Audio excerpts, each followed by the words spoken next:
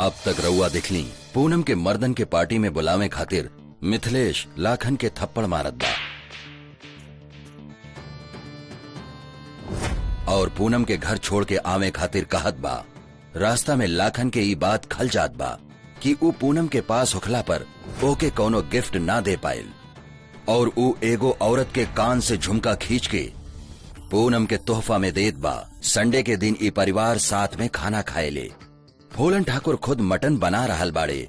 दूसरा ओरी भूषण के बीवी रेखा के ई एकदम पसंद नहीं खे कि ओकर पति फूलन के पीछे परछाई बन के रहे ले। बाकी मुफ्त के खाना खावे और हवेली के खबर लेवे उहो लंच पे आएली। अब आगे हम भाभी के देखे आवता नहीं, ई वाला भी दिले आवा।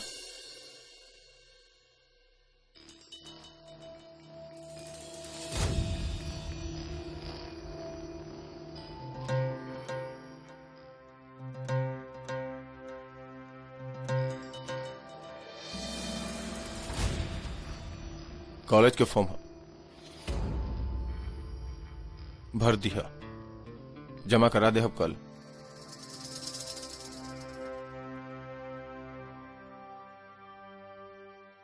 बड़की माँ,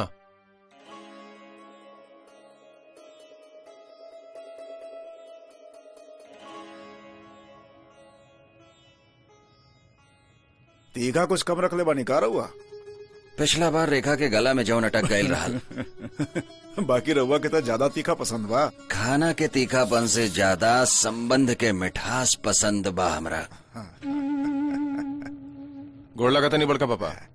गंगा मैया सद्बुद्धि देवे तोहरा। का बात बा भैया, लाखन से फिर कोनो गलती भइल का? ना ना कौनो गलती ना। लाखन से हमरा बात करे के बा। साथ आवा, तब तक तो एकरा चलावा। आवा।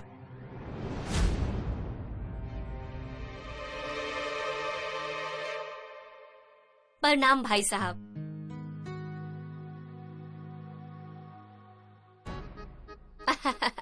माया बहू, हम तो तहरा पर जान देवे नी। साचो में कितना बढ़िया से इतना बड़ा परिवार तू संभाले लू। अरे हम तो बाप बेटा के लेके ही परेशान हो जाएली। पाई लागी बड़ी अम्मा। जियत रहा। कैसन बानी छोटी अम्मा? अच्छा बानी बेबी। पूरी छाना तारू। तोहरे से बोलत आने बेबी रेखा। जी बड़ी अम्मा। कहीं डाइटिंग पे बाड़ू का? काहे?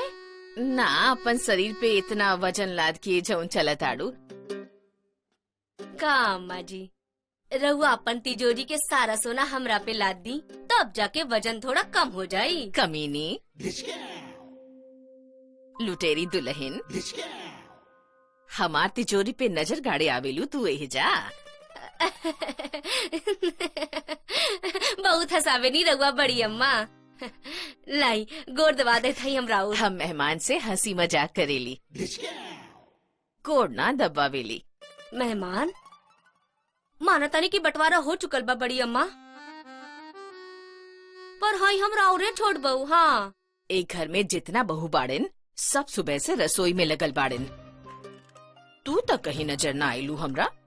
हम सवेरिया से आवल चाहत रहनी है बड़ी अम्मा, पर ऊ घर में भी इतना सारा काम का बताई। दुल्हन, वजन घटावे से और गहना पहने से औरत की असली शोभा ना बढ़ेला, परिवार के सुखी रखला से बढ़ेला।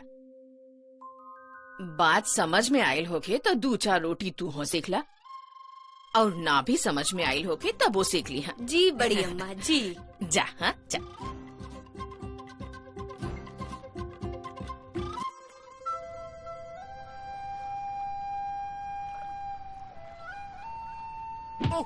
का रे ते पैसा ना देवे? हमें छोड़ दे, हमें मत मारा। हमें छोड़ दे, हमें छोड़ दे, हमें मत मारा।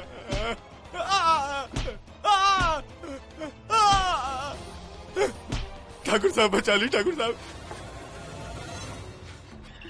ते पैसा काहे न देले? हमने माफ कर दी, गलती हो गई। ई गलती के एहसास पिटाए से पहला आयल की पिटाइला के बाद? बाद में। छोड़ दो, मत मारा। छोड़ दो। हिंसा के बारे में तो हर का विचार बा? हम कुछ समझ नहीं ना बड़े पापा। हम समझावत आनी तोहरा। हिंसा के प्रयोग सिर्फ आपन सुरक्षा खातिर कैल जाला। आपन राज के सुरक्षा, आपन मान सम्मान के सुरक्षा, जर जोरू और जमीन के सुरक्षा। अब जैसे ही आदमी के अगर पिटाई ना कैल गईल होत त एकरा कब्बो एहसासे ना होखत कि फूलन ठाकुर के धोखा दिहल कितना बड़ा पाप है। हमरा पास बल बा, ऐसे हम बाहुबली हैं।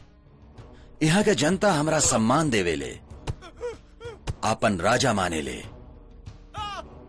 हम कौनो ताज पहने वाला राजा ना हैं। हम राजा ऐसे हैं काहे कि यहाँ के लोगन के दिल पे राज करेली। हम इनकर सुख दुख में इनकर साथे रहेली। और अगर राजा अपन बल के प्रयोग अपन प्रजा के सतावे में करे लगे ता पता बा का होगी।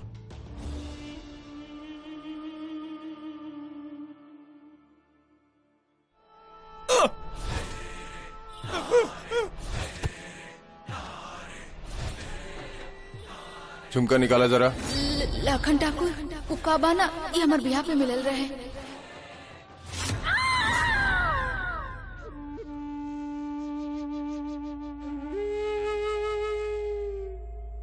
ता यह जनता हमनी के अपन कंधा से नीचे गिरा दी। जा माफी मांगा वो महिला से, सम्मान दाओ करा के।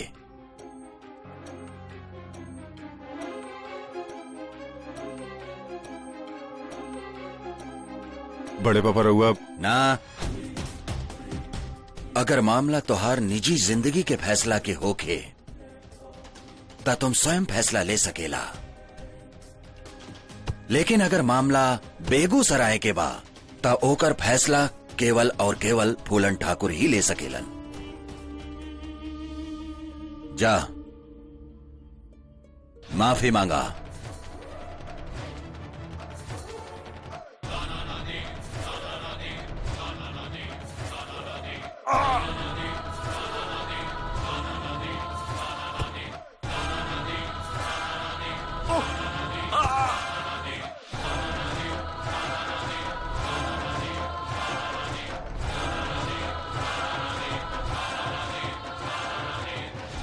गलती हो गई, माफ कर दी।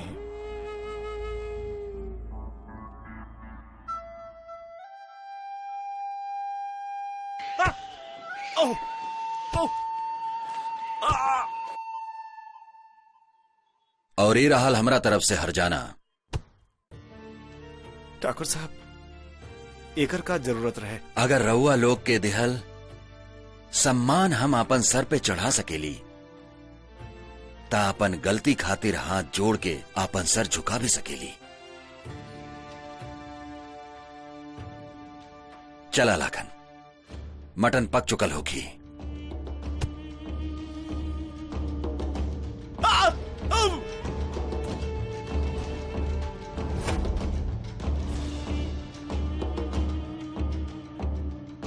अरे भाई पापा के हाथ के बनल मटन लावा ना।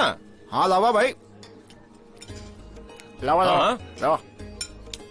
हाँ हाँ ले आवा। वाह, कितना बढ़िया खुशबू आ रहल बा। ये ओकरो दा। भैया के हाथ के हाँ। बनल मटन अरे वाह। पहले हम खाई।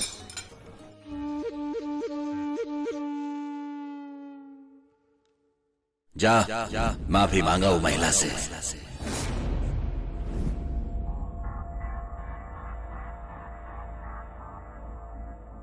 होलन भैया अकेले बाहर काहे लेके गईल रहलन? खाली डटलन हाँ कि मरलन भी? हमार बड़का पापा, हमार बड़का पापा। ई जवन रटत फिरत रहल एकर कोनो फायदा मिलल? हमार बात तो का समझ में ना आयल। कम से कम अपन बड़का पापा के दुलहत्ती खा के ता अपन आँख पे पड़ल पर्दा के उतारा। ई मर्दानगी का खाली सड़क पे दिखावे खातिर।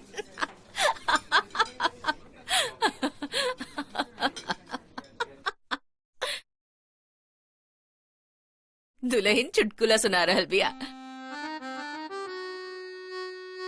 हमनियों के सुनावा, हमनी सब हंसल जाए। ना अम्मा, हम कहा कुछ बोलनी, कुछ भी तो ना बोलू ह तो अच्छा बा। हमें गुड न्यूज बतावतानी।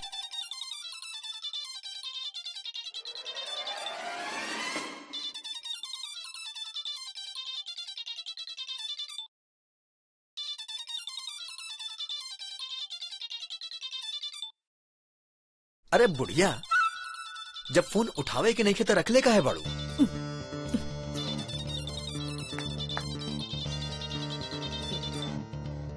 ना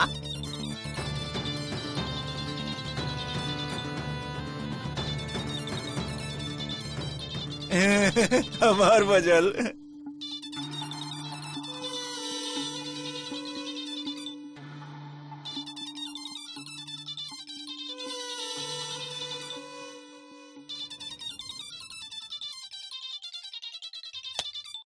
बंद बंद, अब बच, अब बच, ले बंद बंद।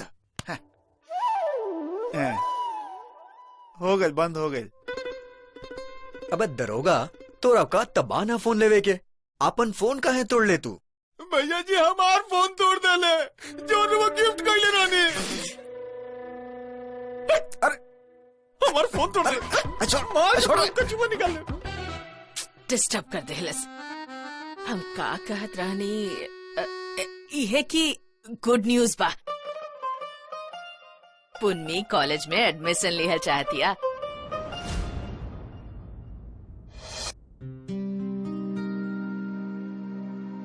पुन्नी फूलन के दिखावा था।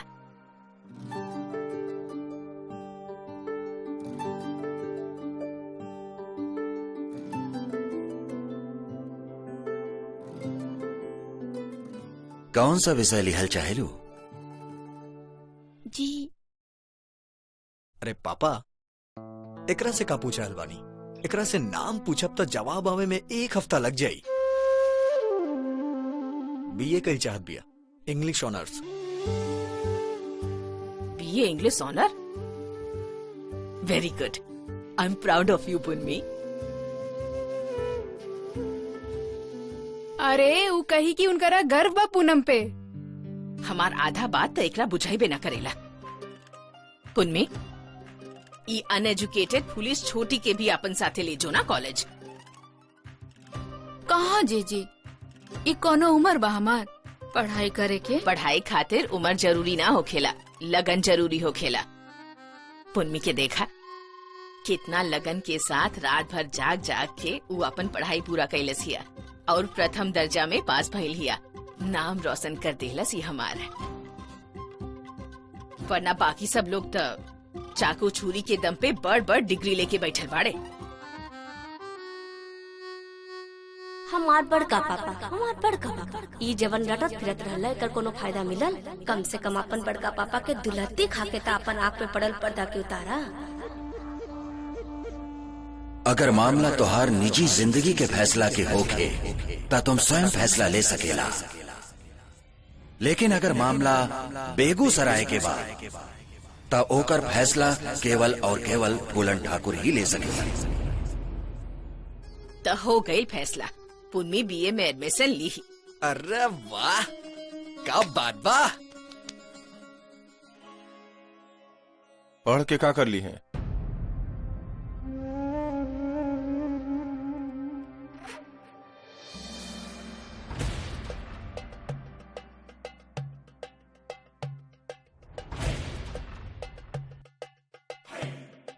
का मतलब?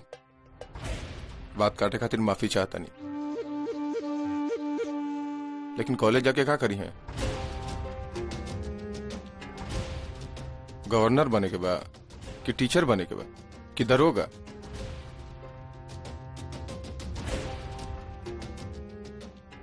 फाइनली शादी करे के बाद। शादी खातिर कोनो डिग्री की जरूरत ना होखेला।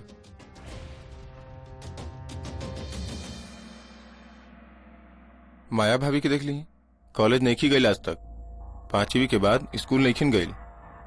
कितना बढ़िया घर चलावेली, कबो कोनो दिक्कत भइल बा?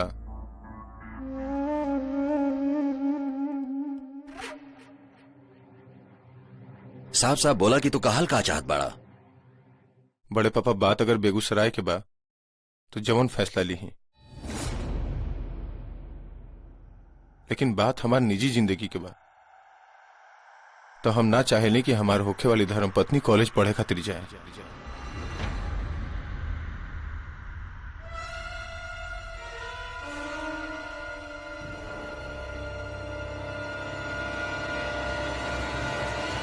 और ई घर में पत्नी के बारे में जौन फैसला लेवे के होखेला वो आज तक पतिये लेता आइल बड़े।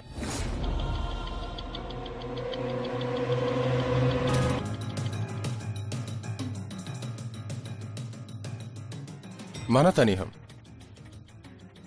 कि पूनम हमार धर्म पत्नी नहीं खिन, लेकिन शादी तो हमरे से होके वाला बा उनकर। तो उनकर पति होए के हैसियत से हम उनकर कॉलेज जाए के फेवर में नहीं खी।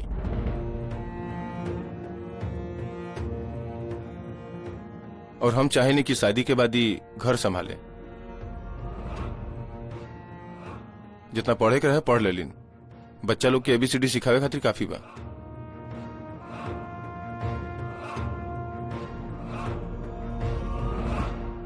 बाकी बड़े पापा रउआ राजा बानी बेगूसराय के।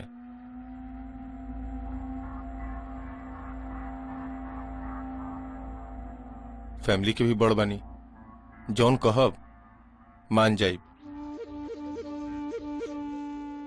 पुन्नी पढ़ाई में अच्छा बिया, कॉलेज में अव्वल नंबर भी ले आयल बिया। 3 साल के तो बात बा। अगर वो BA कर ली तो का छोटी बात? अम्मा, जैसे बेगूसराय का फैसला हम लेवेली, वैसे ही घर के सदस्यन के अपन निजी जिंदगी के फैसला लेवे के हक बा।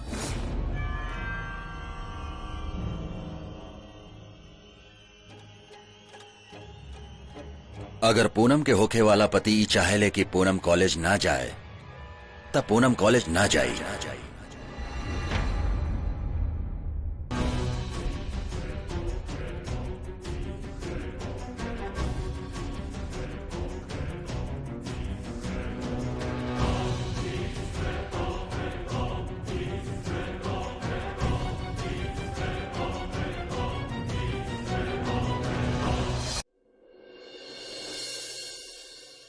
अगर पूनम के होखे वाला पति ई चाहेले कि पूनम कॉलेज ना जाए, तब पूनम कॉलेज ना जाई।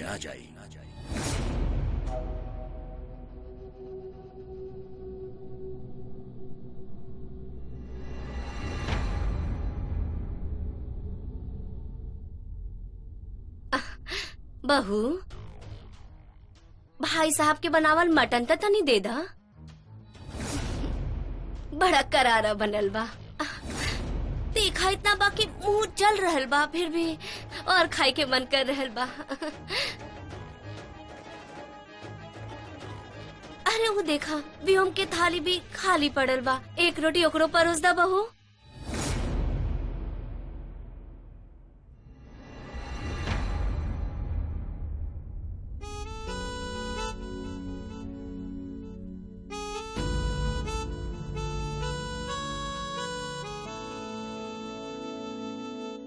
रोटी ना, भात खाई। जा जाके रसोई से लिया वा।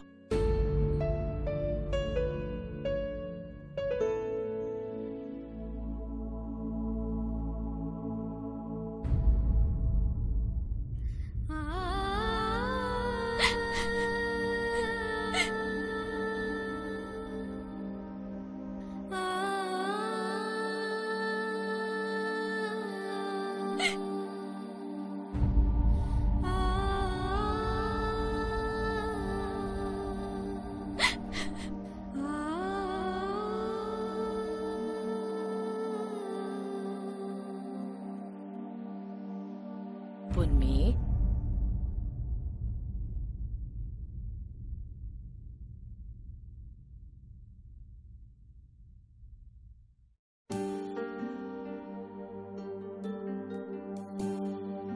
पुन्नी,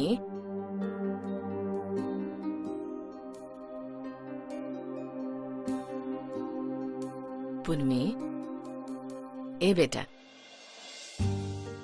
तू आगे पढ़ाई कईल चाहेलू, यही से उदास बाड़ू ना? ना माँ, तो फिर कहाँ गए तोहार उ बत्तीसी वाला मुस्कुराहट? हाँ, अरे ये बेटा सुना, माँ बाप अपन बच्चा के पढ़ावेले लिखावेले काहे खातिर? उनकर उज्जवल भविष्य बनावे खातिर। और ठाकुर परिवार में गईला के बाद तोहार भविष्य और भाग्य दोनों खुल जाए। और उ सब तोहार कदम में होगी जेकर सपना देखेली लड़की कुल और पूरा ना होखेला।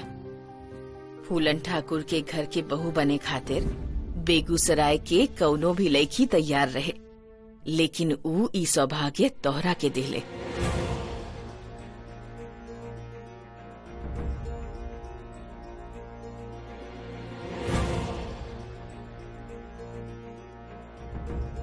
आज से तोहार बेटी हमार घर के बहू भइल।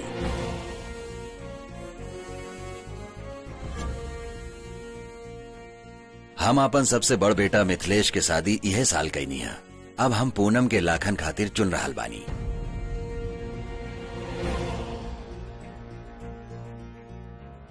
वैसहू लाखन प्रियोम से 1 साल बड़ा बा, ऐसे शादी करे के हक अब ओकर बा।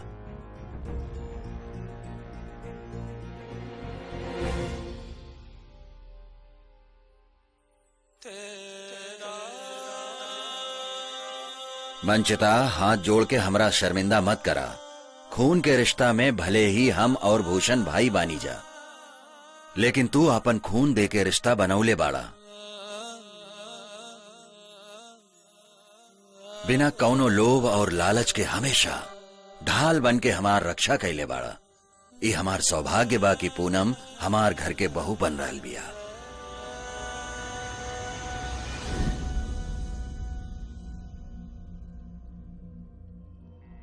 तू जाने लू ना बेटा कि 10 साल जेल के सजा काटे वाला गरीब बाप ओकर लड़की के कैसन लड़का मिली। तोहार पापा चाह के भी ऐसन रिश्ता ना ढूंढ पाई हैं, और कहीं शादी हो भी जाए तो 2 वक्त के रोटी और 2 कपड़ा खातिर चिंता करत करत जिंदगी कट जाए। इहे होखेला बेटा हमनी सबके जिंदगी, चूल्हा चौकी अब पति के सेवा, और बदला में जाने लो इनाम में का मिलेला? 4 को गाली सुने मिलेला रोज रात के। लेकिन तोहरा साथे ऐसा नहीं खे। हम तो जिंदगी काट लेनी बेटा, लेकिन तू एगो बात हमेशा याद रखिया, आपन और सपना के लड़ाई में हमनी औरतन के हमेशा अपन सपना के त्याग करे के पड़ेला। तू हो ई बात के जितना जल्दी मान जाइबू उतने खुश रहबू बेटा। और देखा ना, जवन खुशी ए वक्त तोहार झोली में डाल रहल बाड़े, ओकर सामने ई 3 साल के कॉलेज के पढ़ाई का बा। यही खातिर कहतानी लाखन के खूब ख्याल रखी है, खूब खुश रखी है ओकरा, और ओकरे खुशी में आपन खुशी तलाश ली है। और हमार यकीन माना, लाखन हमार बेटी के बहुत खुश रखी। हाँ पुन्नी, बहुत खुश रखी।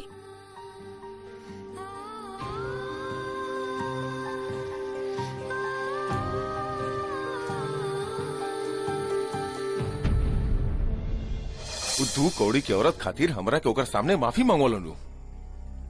यही से हम बता देनी उनकरा कि देखी, जहाँ पे हमारा हक बाना ओइजा और हुकुम ना चलिए। राजा बानी हम इलाका के, वो हमार इंसल्ट कैले बड़े, हम उनकर फैसला काट देनी। लेकिन फिर भी मन के शांति नहीं के मिलत। तब मन के शांत करे के ही काहे एक रहता ज्वालामुखी की तरह भड़के दा, ताकि सब कुछ जला के राख कर दे।